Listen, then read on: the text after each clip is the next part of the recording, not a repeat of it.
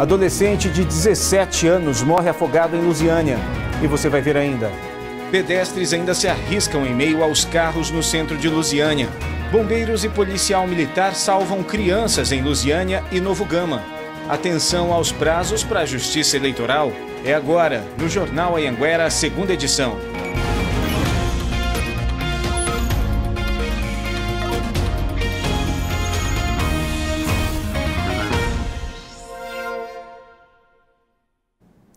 Olá, boa noite. Um adolescente de 17 anos morreu depois de se afogar hoje à tarde no córrego Rio Vermelho. Segundo os bombeiros, o local é poluído e impróprio para banho. Quando os bombeiros chegaram, o adolescente de 17 anos já estava submerso por cerca de 20 minutos. Ele foi encontrado pela equipe de mergulho a uma profundidade de 3 metros. Ele foi encontrado, nós colocamos sob a prancha e já iniciamos o processo de reanimação, levando para a viatura e deslocando para a unidade de saúde mais próxima. Um outro adolescente amigo da vítima contou para os bombeiros que os dois estavam caminhando na parte rasa da represa, quando se depararam com uma área mais funda. Foi quando o jovem se desequilibrou e acabou se afogando. Esse tipo de represa, que é construída, ela é feita por camadas, com degraus. Então a pessoa acha que ela tem uma profundidade e de repente vem um barranco, um grande barranco que leva a pessoa ao fundo. Nesse momento a pessoa não consegue voltar, se assusta, apavora e aí inicia o processo de afogamento.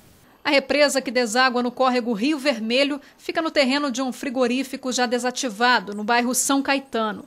Apesar de poluída e imprópria para banho, ela ainda é muito utilizada por moradores. E essa não é a primeira vez que um caso de afogamento é registrado aqui. Essa área aqui é uma área muito perigosa, inclusive já ceifou várias vidas. Ela se encontra na divisa do bairro São Caetano e não é a primeira vez que nós atuamos aqui e encontramos pessoas em afogamento.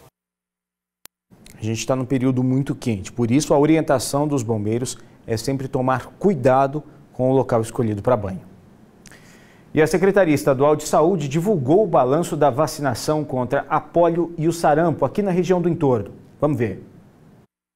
Lusiânia atingiu 63,96% da vacinação contra a pólio. Sarampo chegou a 63,38%. Águas Lindas está com 56,72% e 56,42%. Cidade Ocidental até o momento vacinou 75,44% contra a pólio e 73,28% contra o sarampo. Cristalina, 67,38% e 68,02%. Novo Gama está com o melhor resultado de toda a região. 92,04% das crianças foram vacinadas contra a pólio e 92,4% contra o sarampo.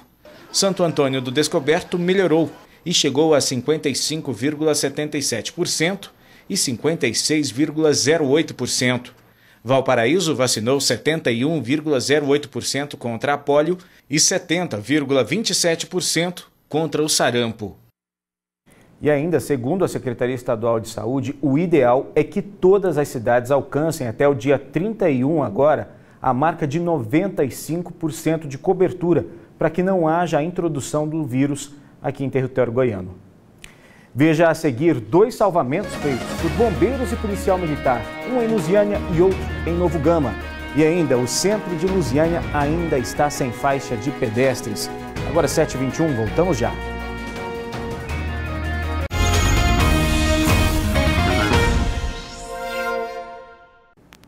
Agora 2 histórias com final feliz. Em Lusiânia e Novo Gama, a ação de bombeiros e policiais militares fizeram a diferença na vida de 2 crianças. Em uma delas, o PM na rodovia conseguiu desengasgar um bebê de apenas 5 meses. O procedimento é feito por um policial militar. O bebê de 5 meses parece não reagir aos estímulos. Foram 8 minutos até a criança recuperar a consciência. O caso foi em Novo Gama. A menina engasgou em casa e os pais estavam a caminho do hospital quando encontraram a viatura. Foi verificado que ela havia se engasgado durante o amamentamento E imediatamente a equipe que estava no patrulhamento começou as manobras para tentar reanimar essa criança. A gente fica olhando, né, e o desespero vai aumentando, porque não volta, né? Mas aí, graças a Deus, né, com a ajuda deles, deu tudo certo. Em Lusiânia, outro caso quase termina em tragédia. O Enzo, de 5 anos, estava brincando com os irmãos no quintal quando caiu em uma cisterna de 8 metros de profundidade. Eu subi na tábua e caí. Ela quebrou? Quebrou. Tava chorando, gritava de dor nas pernas, mas graças a Deus não fraturou nada. Enquanto o Enzo estava lá embaixo esperando por socorro, a tia dele decidiu descer para tentar acalmar o menino. Ela amarrou uma corda aqui nessa árvore, desceu sozinha e ficou lá no fundo da cisterna com o sobrinho até a chegada dos bombeiros. O resgate veio rápido. O vídeo mostra o momento em que o bombeiro sai do poço com o menino no colo. Ele recebeu os primeiros atendimentos ali mesmo e depois foi encaminhado para a UPA. O pé dele estava inchando, né, na hora. Mas encaminhou para lá, graças a Deus, nem engessou nem nada. E olha só, a orientação dos bombeiros em qualquer caso de emergência é tentar manter a calma e ligar no 193. A gente mostrou há cerca de um mês os transtornos que a falta de sinalização tem causado ali na Rua do Comércio, a mais movimentada aqui de Lusiânia. Na época, a prefeitura deu um prazo para resolver o problema, só que esse prazo já passou. Motoristas e pedestres continuam enfrentando dificuldades no trânsito. Um mês para voltar a ter sinalização na Rua do Comércio. Esse foi o prazo dado pela Divisão de Trânsito e Transporte de Lusiânia. Não acha nenhuma faixa. A gente tem que estar se esquivando assim para poder passar. Eu fico olhando, a hora que der eu vou atravessar. Tem que se arriscar, né? Uhum. Em julho, a repórter Berenice Leite mostrou a dificuldade de quem atravessa a rua. Faixas de pedestres apagadas, gente tentando encontrar uma brecha para atravessar. E tudo continua na mesma. Tá difícil. Sem faixa, como é que fica? Sem faixa a gente tem que ficar esperando, né? A Divisão de Trânsito e Transporte de Lusiânia não deu novo prazo para o início das obras, mas disse que o material para a pintura das faixas de pedestres já foi adquirido. Só que a máquina que faz o serviço ainda continua quebrada. Outra dificuldade também é para encontrar mão de obra qualificada. Quando as obras começarem, uma das promessas é a instalação de faixas elevadas para a travessia de pedestres. Com isso dá mais visibilidade da faixa e sinalização, aumentando a segurança para o pedestre, né? Enquanto nada acontece, a dona Raimunda e as centenas de pessoas que passam por aqui todos os dias atravessam como podem. É crítico, tá vendo como eu estou aqui esperando? Não tem condição daqui continuar desse jeito, ser uma faixa de pedestre. A Divisão de Trânsito e Transporte de Lusiânia também diz que o material das placas de sinalização ainda está em fase de licitação.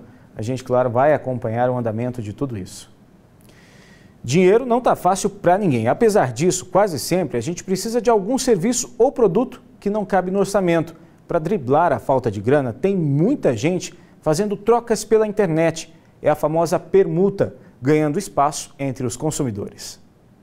O sorriso não nega. A Karine estava louca por esse papel de parede. Já a Rayane queria demais aprender maquiagem. E aí, nesse grupo de compras e trocas na internet, as duas vontades, olha só, viraram um aperto de mãos. Coincidentemente, a Rayane já seguia, né, o meu trabalho e a gente conseguiu fechar a permuta, que ela trabalhava com papel, e deu certo. Tão certo que o bom negócio... Virou amizade, tá vendo? Sim, com certeza.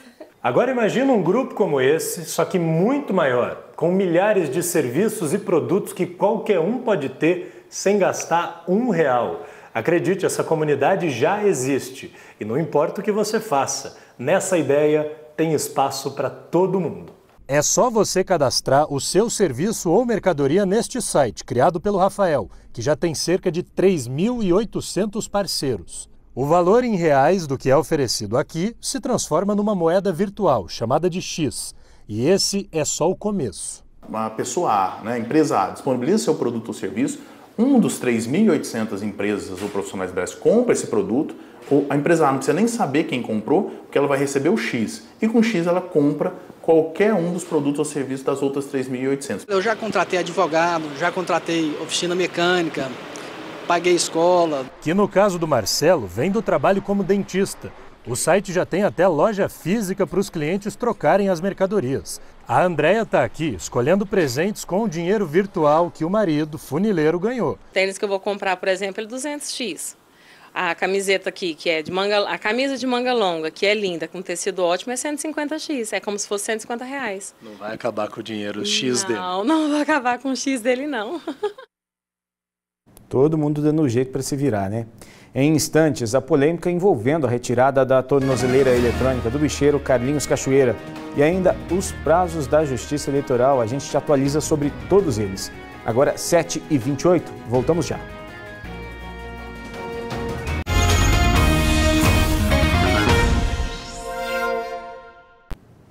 Estamos de volta com o J2 e olha só, o equipamento que monitorava os passos de Carlinhos Cachoeira foi retirado hoje com autorização da Justiça. O bicheiro foi condenado por fraudar a loteria do Rio de Janeiro. O Ministério Público e a OAB questionam a forma que Carlinhos cumpria a pena. Para se ver livre da tornozeleira eletrônica, o bicheiro condenado por fraudar as loterias do Rio de Janeiro concordou em pagar 2 salários mínimos por mês a uma instituição de assistência social. Ontem, nossa equipe acompanhou com exclusividade para a TV a chegada dele ao Fórum Criminal, onde assinou um termo de compromisso. Pelo documento, ele fica proibido de deixar o país e frequentar bares e boates, mas pode fazer viagens a trabalho de até 3 dias, apenas comunicando à Justiça, e até viagens de lazer com autorização prévia. A decisão de afrouxar a pena de Cachoeira foi do juiz Levine Raja Artiaga, da comarca de Corumbá de Goiás, que está apenas cobrindo férias aqui na 7ª Vara Criminal em Goiânia. No primeiro dia substituindo o titular da vara, Artiaga atendeu ao pedido da defesa de Cachoeira, entendendo que os deslocamentos são necessários para o efetivo trabalho dele e que restringir a área de circulação gera prejuízo ao reeducando. Apesar de o sistema de monitoração, segundo apurou nossa equipe, funcionar em todo o território brasileiro. O Tribunal de Justiça ainda não se posicionou sobre essa decisão do juiz substituto. O juiz Levine Raja Artiaga, por nota, disse apenas que só se manifesta via sentença. O Ministério Público Estadual, que desde o início se posicionou contrário à retirada da tornozeleira, disse que vai recorrer da decisão assim que for notificado. Para o Ministério Público, é o reeducando quem tem que se adequar à lei e não a lei se adequar às necessidades de Carlinhos Cachoeira. A gente não pode falar que isso é regime de cumprimento de pena. No nosso modo de ver, ele está em liberdade, embora apenado pela Justiça. A OAB acredita que vários outros presos na mesma situação de Cachoeira vão querer o mesmo benefício: cumprir pena sem dormir no presídio e sem usar tornozeleira. Eu estou na mesma condição, mas agora eu vou ter direito de tirar a tornozeleira e vou pagar também um salário ou 2 salários mínimos? A grande pergunta é, criou-se um novo regime, uma nova situação para favorecer aqueles que estão utilizando tornozeleira? A defesa de Carlinhos Cachoeira disse que considerou a decisão adequada porque não tem como ampliar o sinal de cobertura da tornozeleira e que em todas as viagens o bicheiro terá que juntar documentos comprovando as atividades e também terá que comparecer ao fórum. E o promotor de justiça Luciano Miranda fez críticas ao Estado. Diz que a falta de vagas e estrutura do sistema prisional favorece a impunidade. A partir do momento que o indivíduo é condenado, transitou em julgado, ele tem que cumprir pena. E cumprir pena é no regime fechado ou no regime semiaberto ou aberto. Como o Estado de Goiás não construiu presídios para os regimes semiaberto e aberto, a prisão, a penalidade é ficar em casa. A Diretoria de Administração Penitenciária diz que está em andamento o processo para a construção de uma nova unidade para abrigar os regimes aberto e semiaberto, mas não deu um prazo. Dia 7 de outubro, menos de 2 meses em todos nós temos um compromisso, são as eleições para escolher presidente, governador, senadores, deputados federais e estaduais. E eu te conto que tem alguns prazos que estão terminando. E um desses prazos é sobre o voto em trânsito, né? Pablo Lemos, boa noite para você. Pois é, Giliardi, boa noite a você e a todos que nos acompanham. Bom, o prazo vai até quinta-feira, dia 23, para fazer o requerimento do voto em trânsito. Quem já sabe que vai estar fora do domicílio eleitoral no dia da votação, vai poder fazer o requerimento tanto para o primeiro quanto para o segundo turno. E aí o eleitor fica habilitado a votar na cidade onde estiver. Eu vou dar um exemplo para quem tem dúvida. Se você é de Lusiânia e no dia da votação estiver em outra cidade aqui no estado, com o voto em trânsito, vai poder votar para todos os cargos: presidente, governador, senador, deputado estadual e deputado federal. Agora, se você é de Lusiânia e no dia da votação estiver em outro estado, em Recife, por exemplo, com o voto em trânsito, vai poder votar apenas para presidente. Para fazer o voto em trânsito, o eleitor deve procurar qualquer cartório eleitoral e apresentar um documento com foto. Agora, só relembrando, viu? Vai até quinta-feira, dia 23, e é só procurar qualquer cartório eleitoral. Giliardi, eu volto com você. Obrigado, Pablo. Boa noite para você. Confira agora como foi o dia do candidato a governador Marcelo Lira. O candidato do PCB entregou material de campanha na Praça do Bandeirante, na capital. Marcelo Lira falou que é contra a privatização da Saneago e a reforma da Previdência. O candidato também defende mais concursos públicos na área da educação. E o J2 de hoje fica por aqui. Para você, uma boa noite e a gente volta a se ver amanhã. Tchau.